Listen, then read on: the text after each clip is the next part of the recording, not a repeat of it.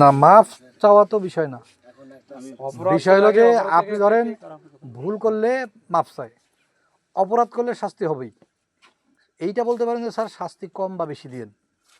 কারণ হচ্ছে আপনার যদি অপরাধ করার পর শাস্তি নিশ্চিত না করা যায়, কম হোক বেশি হোক, ধরেন আপনি এই কাজটা করেছেন, অপরাধ করলেন, শাস্তি হলো না, তাহলে আরেকজন খুন করে বলবে স্যার আমিও অপরাধ করছি, ওনারা যেরকম মাফ করে দিয়েছিলেন আমার এরকম মাফ করে দেন।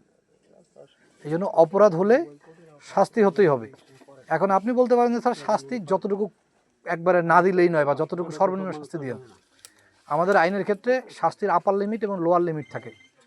ধরেন 3 মাস থেকে 2 বছর, অথবা 1 বছর, অনন্য 1 বছর, মানে 1 বছরের কম দেওয়া যাবে না, উপরে যত দেন, হ্যাঁ, অথবা অনন্য 2 বছর, এরকম বিভিন্ন অপরাধের মাদকদ্রব্যে বিভিন্ন মাত্রার শাস্তি আছে। আপনি স্বীকার করছেন কিনা অপরাধ করেছেন সেইটা হলো বিষয়। অপরাধ করছেন কিনা বলেন, সেটা বলেন। এই যে আবারও পেঁচাচ্ছেন, যে কাজ হয়েছে সেইটা। আমি বলছি না যে ওই যে শর্ত ও দ্বারা তো কিন্তু অপেক্ষা পর্যন্ত এরকম বলে করা যাবে না। আপনি সরল স্বীকারোক্তি দিবেন যে আপনি অপরাধ করেছেন কি করেন নাই।